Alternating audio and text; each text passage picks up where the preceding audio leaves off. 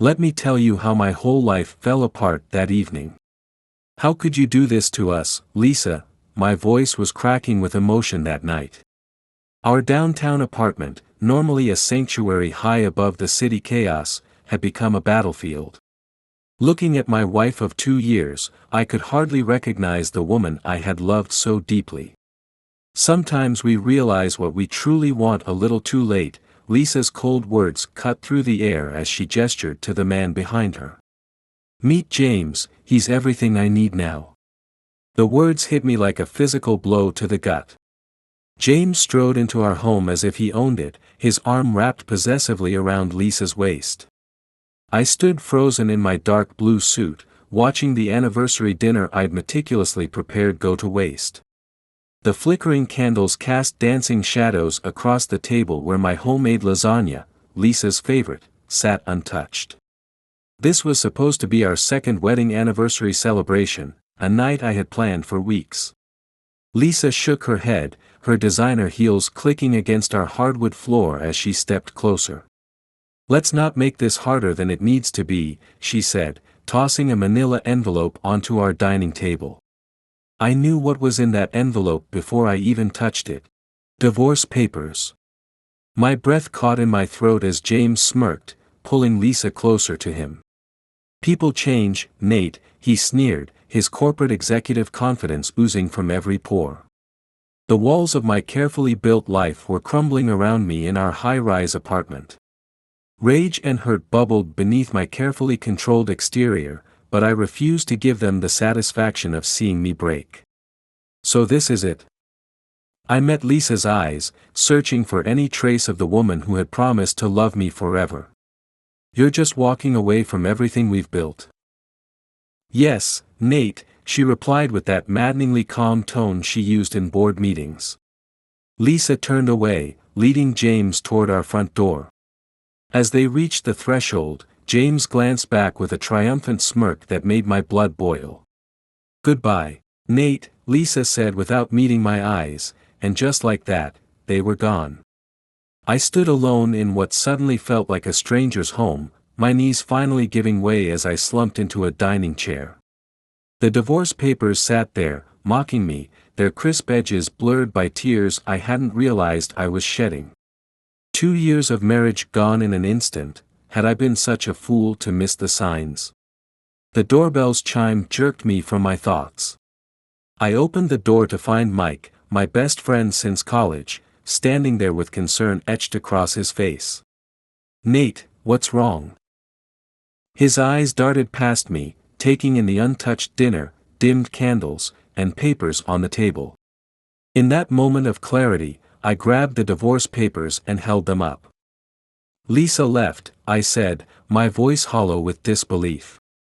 Divorce. Mike's eyes widened in disbelief.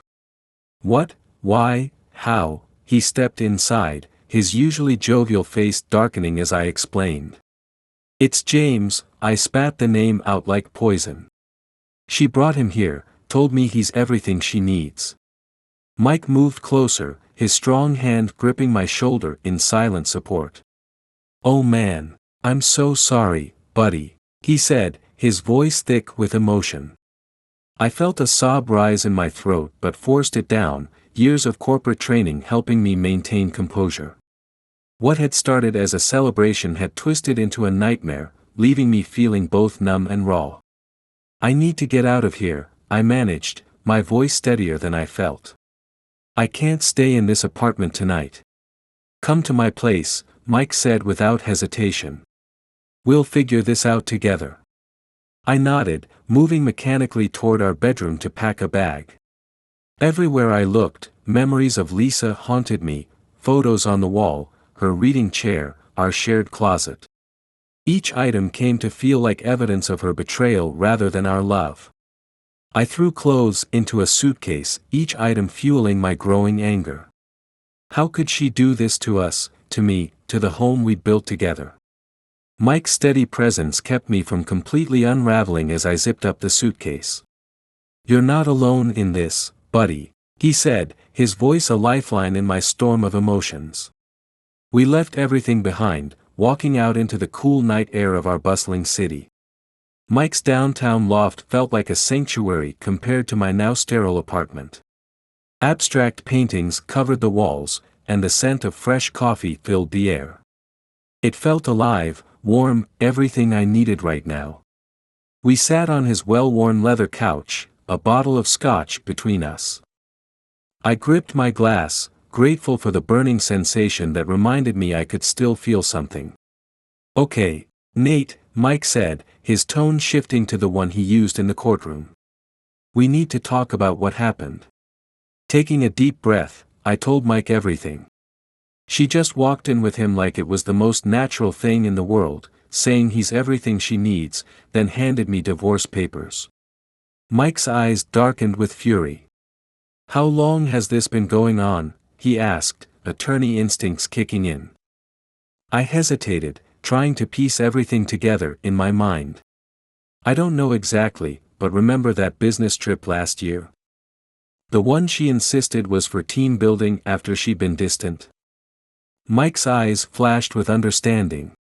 "I paid for everything, the flights, the hotel, all of it," I said, the realization hitting me like a freight train. She must have used that trip to meet him, and I was too blind to see it. "We should have seen the signs," Mike muttered, shaking his head. "She's always been manipulative, but this level of deceit." I stared into my scotch, my mind racing with questions. "I need to understand why, Mike. I can't move forward without knowing the truth." Mike nodded, determination flaring in his eyes. "Then we dig. We find out how deep her lies go. But first, you need rest." Sleep evaded me that night in Mike's guest room. Every time I closed my eyes, I saw Lisa and James, their smug faces haunting my dreams. The questions wouldn't stop. Had I missed the signs? Had she ever really loved me at all? Morning came with no answers.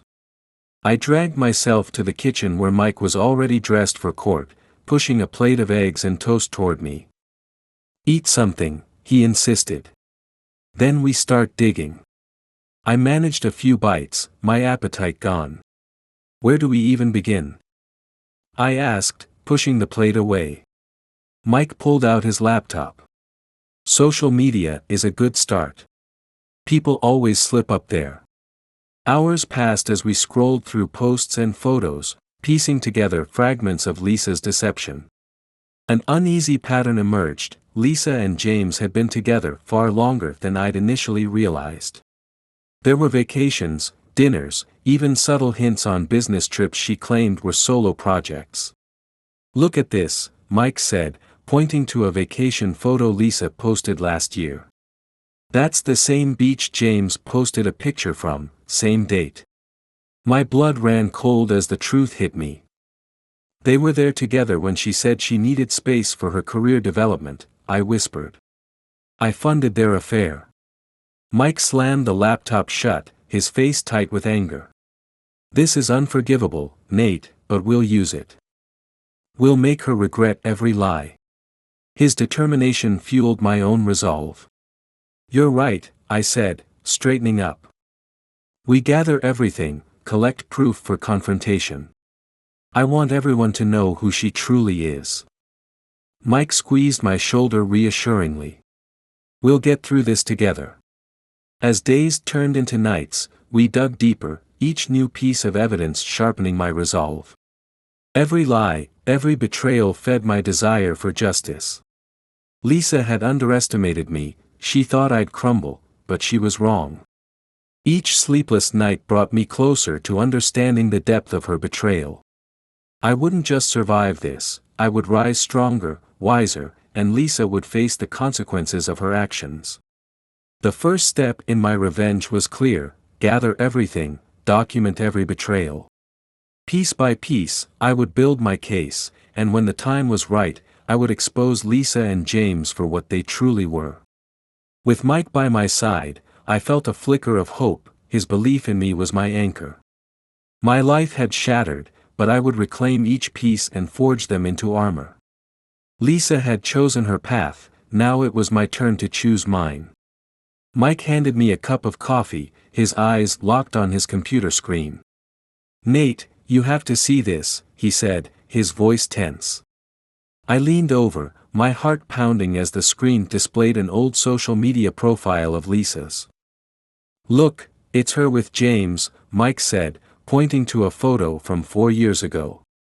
They were posed together, looking happy and carefree. My eyes narrowed as the implications hit me. "They knew each other long before we got married," Mike explained grimly. "Look at these captions, this wasn't just a fling." I felt my stomach twist into knots.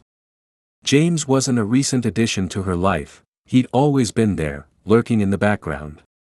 Mike scrolled through more posts, each one another knife in my back. "Remember your honeymoon?" he asked quietly. They were at the same resort. James posted pictures of the same landmarks. My heart raced as the full impact hit me. "You mean Lisa had him there during our honeymoon?" Mike's expression was grave as he nodded. "It looks that way, Nate." Rage bubbled up inside me. How could she do that? I demanded. How could she betray me from the very start? "We need more than just these photos," Mike said, his lawyer instincts taking over. "We need proof that ties them together directly, especially financial evidence. Let's dig deeper." Hours turned into days as we collected evidence, each discovery more damning than the last. It became clear that Lisa had been living a double life, vacations, dinners, gifts, all funded from our shared accounts. "Found something," Mike announced one evening, pulling up a credit card statement. "There are charges overlapping your honeymoon on 2 different cards in different places." She couldn't have been alone. The betrayal was painfully clear now, she had used our money to fund her affair from the very beginning. Mike nodded grimly. "We need to confront her, but not yet. We need someone who knows the law, your brother Henry." The idea clicked instantly. "Yes, he'll know what to do." Calling Henry was hard. "How do you tell your brother your marriage was a sham?" But when he answered, his voice was the same steady anchor it had always been. "Hey, Nate, everything okay?" His tone carried concern. "Not really," I admitted. "Lisa left. She's been having an affair and it's all a mess." Henry switched to his lawyer tone instantly. "I'm coming over. We'll sort this out." An hour later, Henry sat at Mike's dining table, listening to everything we'd uncovered. "This is serious," he said, his expression grave. "Lisa's crossed legal lines, financial betrayal, maybe even fraud." I swallowed hard. "What do we do?" "We document everything," Henry replied firmly. "We make sure your divorce leaves her with nothing, and we expose her for who she truly is." Mike and I sat at his kitchen table, stacks of papers and digital files laid out before us. Henry joined us over a video call, his face stern. "Time for the next step," Henry said. "Nate, keep collecting evidence. We need to show a clear pattern of deceit and financial misuse." I nodded, steeling myself. "We need to make sure I don't come out of this with nothing," I replied, my voice firm. Mike squeezed my hand. "We're with you every step of the way." In the months that followed, my life began taking a new shape. I channeled my pain into something meaningful, starting a support network for people who had faced similar betrayals. Mike's eyes lit up when I shared the idea. "That's brilliant, Nate. You'd be amazing at it." Together, we began sketching out plans for the organization. We envisioned a support network providing legal assistance, counseling, and emotional support. It felt empowering, turning my pain into a purpose to help others. Meanwhile, life started to stabilize. I threw myself into my work at the office, finding solace in my career and strength in my colleagues' support. There was one in particular, Sarah, a kind and understanding doctor who had joined our company's medical team. One afternoon, as I was leaving the office, she caught up with me. "Nate, would you like to grab dinner sometime?" she asked softly. I paused, surprised but pleased. I'd like that, Sarah. Dinner sounds great. Our dinner dates became a regular thing. Sarah was gentle, respectful, and patient, giving me space to heal while supporting my new endeavors. As we grew closer, I felt a warmth I hadn't realized I'd been missing. One evening over dinner at a cozy restaurant, Sarah looked at me with genuine care. You've been through so much, Nate. I just want you to know I'm here for you, no matter what. I reached across the table, squeezing her hand. Thank you, Sarah. You've been a light in all this darkness. Things with Sarah felt natural and right, a stark contrast to the turmoil with Lisa. It was as if I was finally allowed to breathe again, to truly live. News of Lisa filtered through occasionally. She had lost her job, her reputation was in tatters, and she struggled to find work.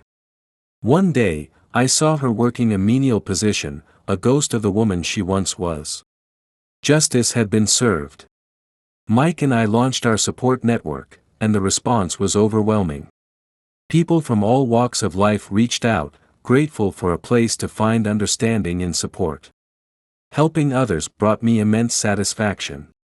Seeing lives change for the better because of our work was the ultimate revenge against Lisa's betrayal. On a warm spring day, Sarah and I attended one of our organization's events.